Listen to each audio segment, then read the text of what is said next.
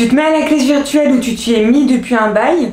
Dans cette vidéo, on te partage 4 objets incontournables à avoir absolument. Et c'est juste après ça.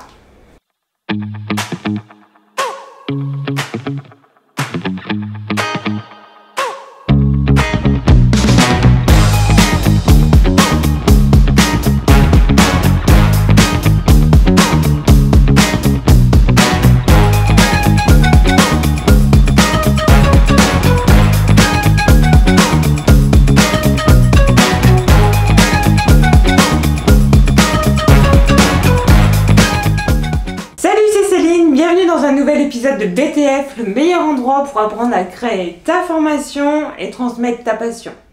Si t'es nouveau ici, pense à t'abonner parce que je publie une nouvelle vidéo chaque semaine. Concrètement, voilà ce que tu vas voir dans la vidéo. Le casque, le micro, le répéteur et le quatrième objet, c'est notre découverte de cette année. Franchement, ça envoie du lourd. On te laisse découvrir un petit peu plus loin dans la vidéo. Alors tout d'abord, le casque. Si tu veux pas avoir les oreilles en feu, oublie le casque audio de ton téléphone. Non seulement le son n'est pas bon, mais en plus pour ceux qui t'écoutent, c'est pas top non plus quoi. Suffit que tu tournes la tête pour qu'on entende plus ce que tu dis. Et perso, je trouve que ça fait pas très professionnel. Alors investis dans un bon casque. Il en existe à des prix allant d'une dizaine d'euros à plus de 2000 euros. Je peux t'en conseiller deux.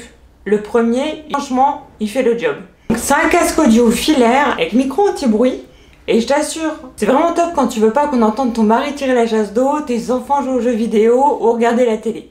Pour ce casque, il faut compter un budget de moins de 50 euros. C'est de la marque One Audio et tu pourras retrouver le lien en commentaire.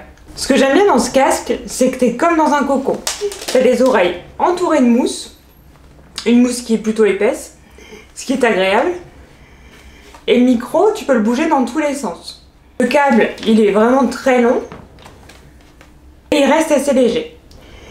Les inconvénients, c'est que j'aurais aimé pouvoir choisir si je voulais mon micro à droite ou à gauche. Là, il est à droite, j'ai pas le choix. Et pareil pour le câble. Parce qu'en fonction d'où est ta prise jack sur ton ordinateur, ça peut être gênant. Ah oui, j'allais oublier pour ceux qui portent des lunettes, comme la mousse en fait elle est très épaisse, ça appuie pas outre mesure sur les branches des lunettes, donc honnêtement il n'y a pas de problème. Le second casque, c'est un Jabra. C'est une marque qui est super connue. C'est le Evolve 65 UC Stereo. Tout comme le premier, tu as un réducteur de bruit, des coussinets pour prendre soin de tes petites oreilles. Mais le gros avantage, c'est qu'il est Bluetooth. Faut juste pas oublier de le recharger. Il a une autonomie de 14 heures, donc tu es large pour ton animation. Et il est top parce que du coup, tu peux bouger, tu peux te lever, tu peux te balader tout en étant connecté. Il est super léger, il est vraiment adapté à la visio. Tu peux aussi l'utiliser sur ton téléphone, ta tablette, bref, tout ce qui a une connexion Bluetooth. Pour ce casque, il faut compter un budget de plus de 100 euros. Donc ce casque-là, en fait, il faut savoir qu'il est super utilisé dans les call centers, là où il y a beaucoup de bruit environnant, parce que vraiment, le côté réducteur de bruit, il est top.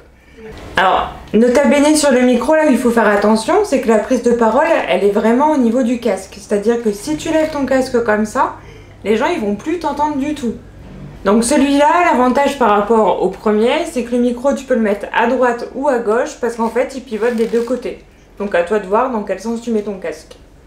Maintenant le micro. Le micro, en fait, c'est idéal si tu animes des lives, par exemple sur Facebook, YouTube, LinkedIn ou autre. Nous, on s'en sert aussi quand on fait des tutos sur un outil, par exemple. Et il faut savoir que la voix est beaucoup plus claire qu'avec le micro de ton PC. Et pareil, tu peux t'en servir aussi si tu as envie ou si tu animes des podcasts.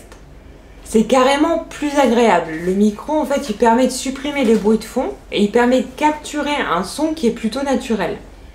Donc celui que je te présente, il est fourni avec un petit trépied. C'est super pour poser sur ton bureau. Et il se branche en USB, donc il est plutôt simple à utiliser. Le seul truc que je pourrais lui reprocher, c'est qu'il est hyper léger. Alors c'est top pour le transporter, mais moi je l'ai fait tomber plus d'une fois. Ceci dit, ça montre qu'il est résistant. Donc pour ce micro, il faut compter une bonne cinquantaine d'euros. Pour le cas du répéteur Wi-Fi, alors nous on a un abonnement chez Free. Ouais, on a tout compris. Et dans leur forfait fibre, on a la pop. Et dedans, il y a le répéteur Wi-Fi. D'ailleurs, quand on a acheté notre appart, le critère numéro 1, c'était d'avoir la fibre, ou la possibilité de l'installer. Et franchement, j'avoue que les agents immobiliers nous regardaient bizarrement. Bref, pour ceux qui ne connaissent pas, le répéteur Wi-Fi, c'est un espèce de boîtier qui ressemble à ça, et qui va te permettre d'avoir une bonne connexion Wi-Fi dans une pièce de ta maison ou ton appart qui est éloigné de ta box. En gros, tu as ta box au rez-de-chaussée, tu bosses dans un grenier, tu places ton répéteur Wi-Fi dans le grenier, et c'est comme si tu étais à côté de ta box. C'est génial, non? Alors renseignez-vous auprès de votre opérateur, vous pouvez peut-être en avoir un gratuitement. Et si c'est pas le cas, ils en vendent plein sur Amazon, la Fnac, etc. Et enfin, le moment tant attendu, notre fameux outil mystère. Roulement de tambour, la lentille à clipser. Alors cette bébête, c'est une lentille que tu viens clipser sur ta cam d'ordinateur. Et ça te permet d'avoir un grand angle. C'est super sympa si tu veux donner l'impression d'une grande pièce, si tu fais des vidéos, si vous êtes deux sur la vidéo. D'ailleurs, regardez la différence.